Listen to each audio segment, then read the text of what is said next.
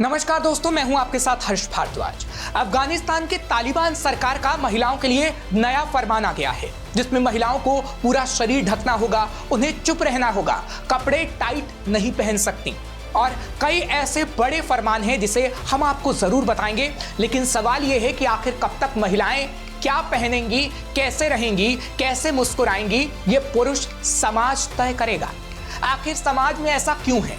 क्योंकि अभी तो हम सिर्फ तालिबान सरकार के महिलाओं पर लगाए प्रतिबंधों पर बात कर रहे हैं, लेकिन लगभग कई देशों में महिलाओं के अधिकारों को पुरुष तय करता है। लेकिन आखिर ऐसा क्यों हो रहा है, वो भी हम आपको बताएंगे। लेकिन सबसे पहले आपको बताते हैं कि अफगानिस्तान में तालिबान सरकार ने आखिर महिलाओं पर क्या क्या प्रतिबंध लगाए हैं। महिलाओं पर कड़े प्रतिबंध। महिलाओं को पूरा शरीर ढकना होगा। जब भी महिलाएं घर से बाहर जाएंगी, उन्हें चुप रहना होगा। महिलाओं को गाना गाना और जोर से कुछ भी पढ़ने की इजाजत नहीं है। महिलाएं टाइट कपड़े नहीं पहन सकती। गैर मर्दों से शरीर और चेहरा छिपाना होगा। तालिबान के मुताबिक ये नियम इस्लाम के शरिया कानून के आधार पर बनाए गए हैं। इसे लागू करने का काम तालिबान की पुलिस करेगी। इसको लेकर तालिबान के नेता हिबतुल्लाह अखुंदजादा ने वैसे तो 2022 में ही आदेश दे दिया था, लेकिन अब इसे औपचारिक तौर पर कानून के रूप में अपनाया जा रहा है। नए कानून के तहत सिर्फ महिलाओं को ही नहीं, पुरुषों के लिए भी आदेश जारी किया गया है और पुरुषों को भी वो आदेश मानने होंगे। पुरुष को किसी गैर महिला का चेहरा और शरीर देखने के लिए मना किया गया है।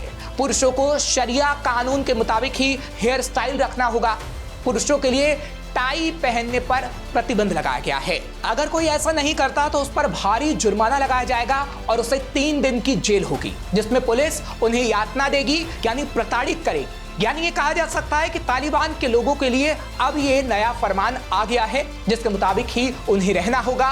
और महिलाओं पर तो जिस तरह प्रतिबंध लगाए गए हैं, वो कई सवाल उठाते हैं। लेकिन अफगानिस्तान में जब से तालिबान की सरकार बनी है, जब से महिलाओं पर कई प्रतिबंध लगाए गए हैं, क्योंकि इस्लाम का शरिया कानून पुरुषों को प्राथमिकता देती है। और सिर्फ इस्लाम ही नहीं, कई और धर्मों में भी पुरुषों को ये अधिकार दिए गए हैं कि वो महिलाओं के अधिकारों को तय कर सके। यहाँ ये सवाल उठता है कि क्या 21वीं सदी में ये संभव है? क्योंकि आज का युग आधुनिकता का युग है, जिसमें महिलाएं बराबरी का अधिकार चाहती हैं। और इस युग में अगर ऐसी तस्वीर देखने को मिलेगी तो ये वाकई कई सवालों को पूछने पर मजबूर करती है।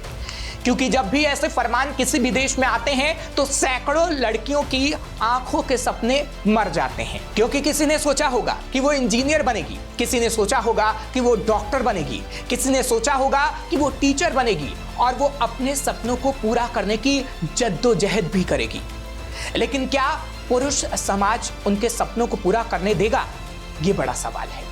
कई देश में आज भी महिलाओं को भेदभाव से ही गुजरना पड़ता है। उन्हें पुरुषों के मुताबिक ही चलना पड़ता है।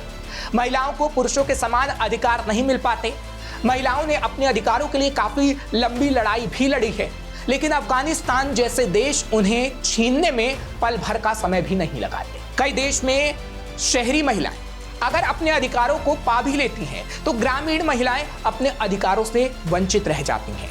ग्रामीण इलाकों में तो महिलाओं को वंश बढ़ाने और घर संभालने के लिए ही बस समझा जाता है, जिसके कंधे बोझ तले दबे रहते हैं।